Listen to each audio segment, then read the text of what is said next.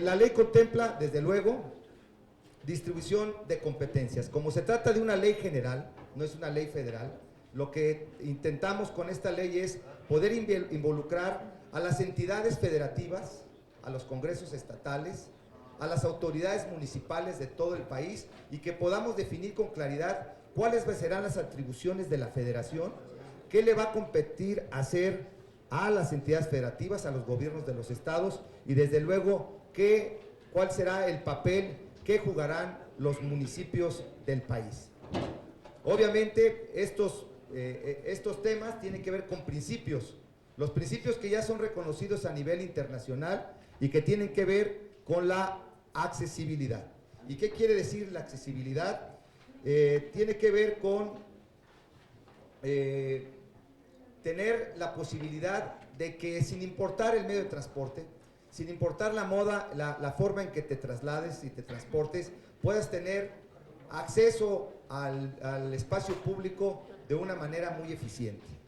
Estamos hablando también que esto va muy relacionado con otro término y un principio de la movilidad sustentable, de la movilidad urbana sustentable, con el espacio público incluyente, es decir, van uno aparejado de otro. Que el espacio público sea lo suficientemente generoso para que quien se traslade de manera pie a tierra, caminando, pueda tener banquetas seguras, sin obstáculos, las personas sobre todo que tienen algún tipo de incapacidad, pueda haber la infraestructura necesaria para que también lo pueda hacer, para quien desea y de alguna manera use el medio de transporte no motorizado, pueda hacerlo de manera segura y también que lo haga en el transporte público. Es decir, el espacio público debe de ser lo suficientemente capaz y generoso para que todo mundo, sin importar la forma en que se traslade, pueda acceder al espacio público. Por otro lado, otro término que también es ya reconocido, no solamente a nivel nacional e internacional, la intermodalidad del transporte. Creo que esta es la base y sería este punto en particular, pues el tema medular de la movilidad. El que puedas utilizar, puedas en principio tener la capacidad de transportarte caminando, que puedes utilizar también en otro tramo de tu transporte, de tus traslados en bicicleta y que puedas hacer uso del transporte público de manera también muy eficiente, es decir, no utilizar solamente un solo modelo de transporte, sino que lo puedes hacer de manera intermodal. Estamos hablando de la sustentabilidad, necesitamos revisar muy bien qué es lo que está pasando con los medios de transporte, los combustibles que están utilizando y los efectos nocivos que están generando al medio ambiente, por eso necesitamos buscar también un transporte sustentable. El desarrollo social y económico, necesitamos hacer de nuestras ciudades competitivas, mientras se le invierte mucho tiempo en los traslados, horas hombre que se pierden en un vehículo, horas hombres que se pierden en un transporte público, horas hombres que se pierden en esos traslados tan largos, sobre todo en las zonas metropolitanas del país, pues están haciendo ineficientes las ciudades. El que lleguen los bienes y los servicios más tarde, porque hay congestionamientos, hacen ineficientes a las ciudades y desde luego que es un asunto de carácter económico que ya lo prevé esta propuesta de ley de movilidad. El desarrollo social y económico, decíamos entonces, busca que las ciudades sean más eficientes, que sean ciudades más competitivas. La participación ciudadana es fundamental. Por eso esta ley que estamos presentando, este proyecto, no solamente es el trabajo de los legisladores, sino también de instituciones que amablemente nos han hecho llegar sus propuestas y también lo contemplamos que sin la participación ciudadana no tendría sentido ni esta ni cualquier otra acción de gobierno. Por último, obviamente, la transparencia, un tema fundamental que ya en todos los ámbitos de la vida pública ya es como parte ya fundamental del quehacer cotidiano. Entonces, estos son los principios de la política de movilidad sustentable que vienen contemplados en la ley. Si nosotros queremos hacer más eficiente el espacio público, pues tenemos que priorizarlo.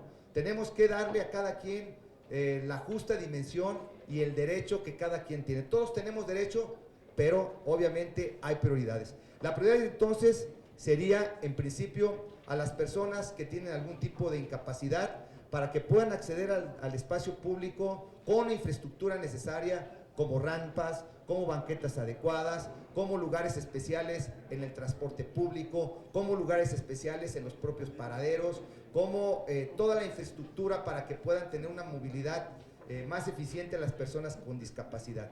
Otro sería como el siguiente paso de la prioridad en el espacio público, obviamente lo que somos todos, los peatones, y en principio tendremos que generarle condiciones de infraestructura adecuadas a todas las personas que podamos caminar de manera eficiente por el espacio público. Desde luego, en el siguiente escaño de prioridad se encontrarían los ciclistas por la situación vulnerable en la que se transportan. Bueno, hacerlo en una bicicleta prácticamente con la protección de un casco y su cuerpo, pues tendríamos que generarle condiciones también de infraestructura, y estamos hablando de ciclovías, de ciclopuertos, de lugares donde dejar la bicicleta, y desde luego una cultura de respeto al transporte de las personas que lo hacen en bicicleta. Posteriormente, la mayoría de las personas, a pesar de que las grandes inversiones se hacen en infraestructura para el vehículo particular, pues la mayoría de las personas siguen utilizando el transporte público. Tenemos entonces que priorizar e invertir recursos importantes en un transporte público eficiente. Posteriormente, el transporte de carga, las motocicletas, el automóvil compartido, obviamente, que también ya lo tenemos contemplado, y por último, así, voltear esa pirámide, y por último sería pues el automóvil particular como actualmente lo conocemos, que sería la última parte o la parte final de las prioridades, porque además por muchos tiempos se ha estado favoreciendo este tipo de transporte y hemos visto que no ha sido la mejor de las políticas. Entonces, ¿qué contemplamos? Primero, generarle condiciones a las personas con discapacidad. Viene un apartado especial para saber no solamente qué es lo que necesitan en materia de infraestructura, sino también qué necesitan en materia de una cultura de respeto a las personas con algún tipo de discapacidad. Si nosotros tenemos problemas para transportarnos y para trasladarnos, para generar nuestros desplazamientos, imagínense qué situación tienen las personas que tienen algún tipo de capacidad. Por eso ya contempla este proyecto ver de manera muy específica las necesidades de las personas con discapacidad. El tema que les platicaba, el tema de seguridad vial. Hay muchos temas que tenemos que revisar. Uno de ellos, sin duda, es pues esta cultura de generarle condiciones a las personas para que conozcan que hay muchos elementos que pueden prevenir los accidentes. El primero de ellos es, obviamente, generar condiciones para evitar que las personas conduzcan a exceso de velocidad. Dos, que respeten los reglamentos y las leyes de tránsito. Tres, que tengan el cuidado de la revisión mecánica de los vehículos, que son las principales causas de los accidentes. Y una muy especial, y que lo estamos planteando en la ley, es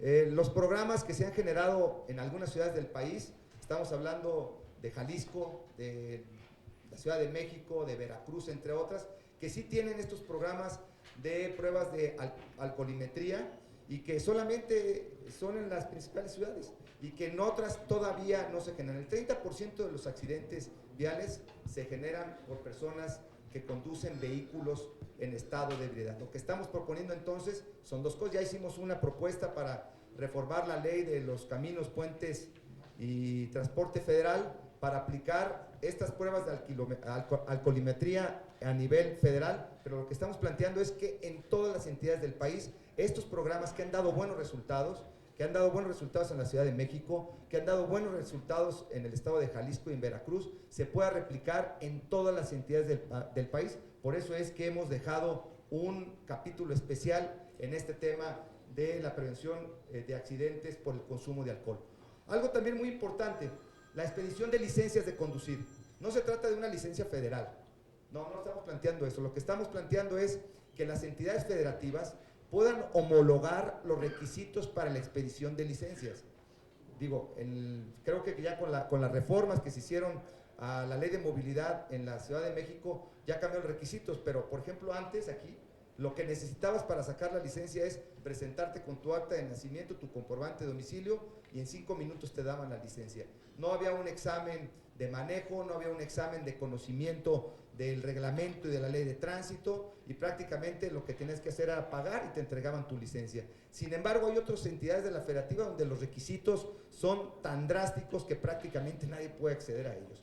Lo que se trata entonces es que se busque un modelo general de exámenes físicos, de exámenes de conocimientos y de pericia para saber si realmente las personas están en condiciones de poder conducir un vehículo. Un vehículo es pues de gran apoyo a la actividad de todas las personas, sobre todo de transportes, pero en manos de alguien que no tiene la capacidad ni la pericia, pues puede ser un arma mortal. Estamos planteando incentivos para mejorar la movilidad y estamos hablando de los autos compartidos y el transporte escolar.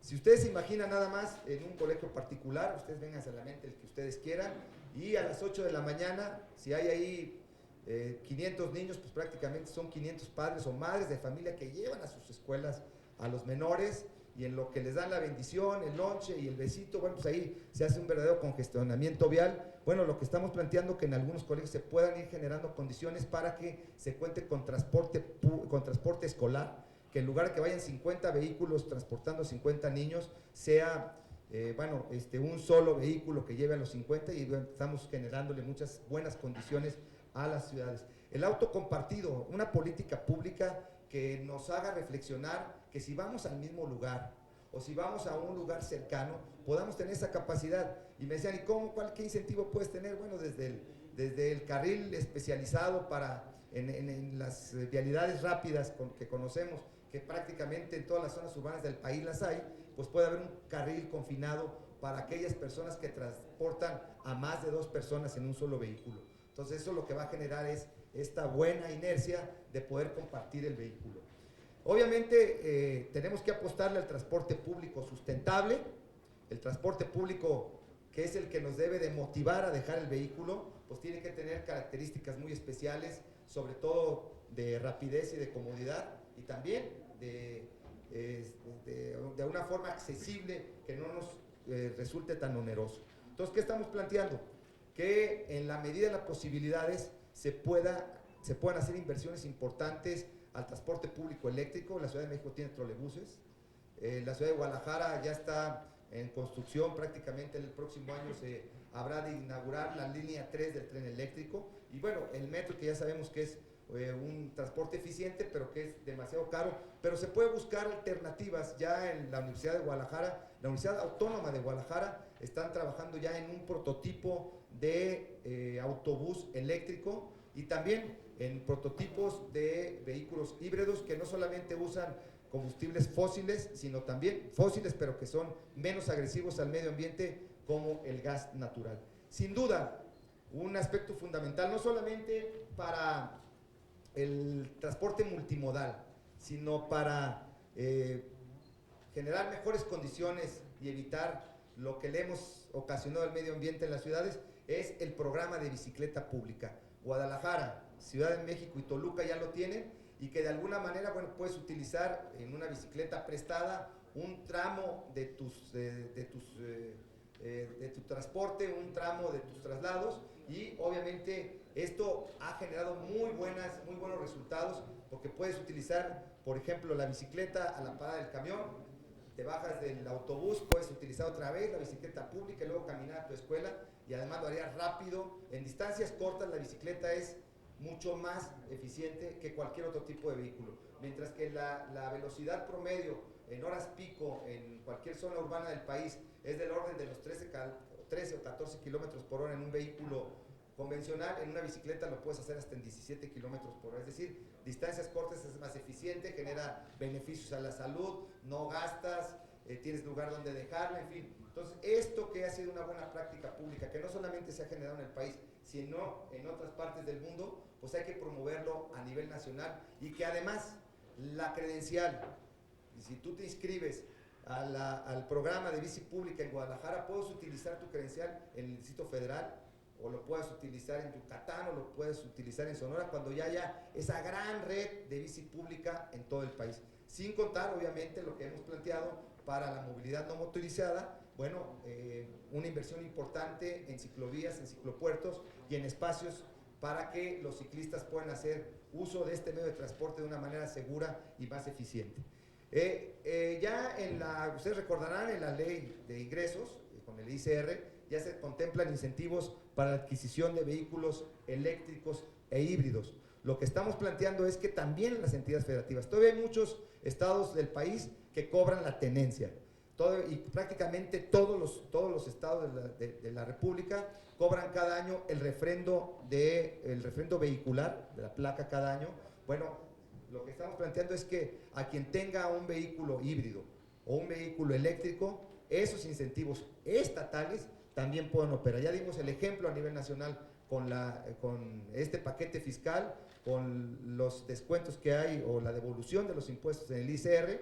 Lo que estamos planteando es que a nivel nacional también las entidades federativas hagan un esfuerzo y incentiven el uso de autos eléctricos a través de descuentos, en algunos casos del cobro de la tenencia, como hay aquí en el Distrito Federal, después de 250,000 pesos se cobra la tenencia, los vehículos de un valor mayor a 250,000 se cobran, que para el caso de autos eléctricos no se cobre la tenencia ni tampoco el refrendo vehicular. Algo importante, ¿por qué Guadalajara? ¿Por qué Distrito Federal? ¿Por qué algunas entidades del país sí opera la verificación vehicular? Aquí los vehículos, pues se trata de que emitan la menos cantidad de contaminantes al medio ambiente.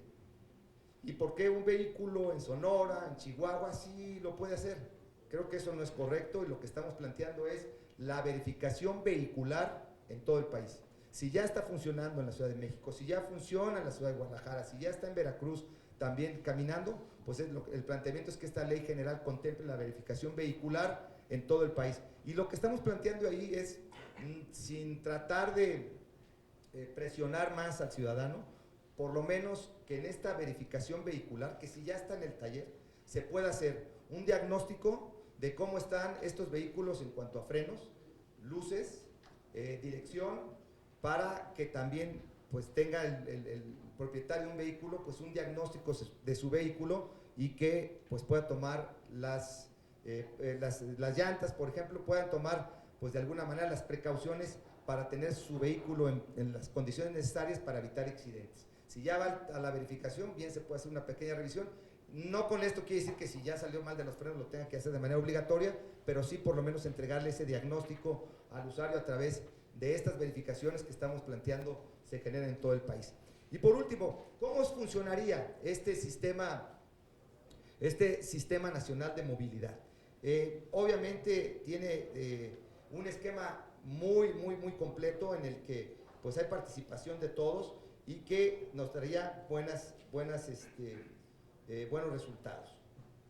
El sistema estaría integrado por una comisión intergubernamental para la movilidad sustentable, que sería el espacio de coordinación en el que se estarían recibiendo las ideas, en el que se estuvieran revisando también las consultas, el que pudiera generar pues fondos necesarios para el tema de movilidad, no solamente fondos de la federación y de los estados, sino también a nivel internacional. Por ejemplo, si nosotros con el compromiso que adquirimos en la COP20, en la 21 en París, pues si nosotros ya estamos acreditando que nuestros vehículos contaminan menos, podemos acceder a los bonos de carbono y son recursos que bien se pueden invertir para más infraestructura vial en favor de todas las personas, pero sobre todo de un transporte sustentable. El Consejo Consultivo, que también estaría integrado pues, prácticamente por todos los gobernadores o sus representantes, el sistema de información en el que todas las personas puedan acceder a la información que en materia de movilidad se tenga en el país, un banco de datos completo en el que no solamente se puede acceder a la información, sino también se pueden hacer aportaciones importantes. Y el Fondo Nacional, que ya lo platicábamos, y que pudiese accederse hasta fondos internacionales. Los instrumentos de planeación son dos, que son la estrategia nacional, estatal y municipal, y el Programa Nacional y Estatal de Planeación en materia de movilidad, documentos que ya los estamos trabajando, que ya están prácticamente ahí para disposición de las personas. Y bueno, lo que ya hemos comentado, la participación social. La ciudadanía es importante en el involucramiento de este proyecto, porque a fin de cuentas se trata de que todos lo hagamos de manera voluntaria, que todos lo hagamos conociendo que hay beneficios, que si bien es cierto, por un lado puede sentirse que vamos a generar más obligaciones, al final del día lo que vamos a lograr con todo esto es tener ciudades más limpias, más amigables y más vivibles. De alguna manera, bueno, este es el proyecto y nos ponemos a su disposición. No sin antes le cedo el uso de la palabra a mi compañera secretaria de la comisión, Luz María Beristán.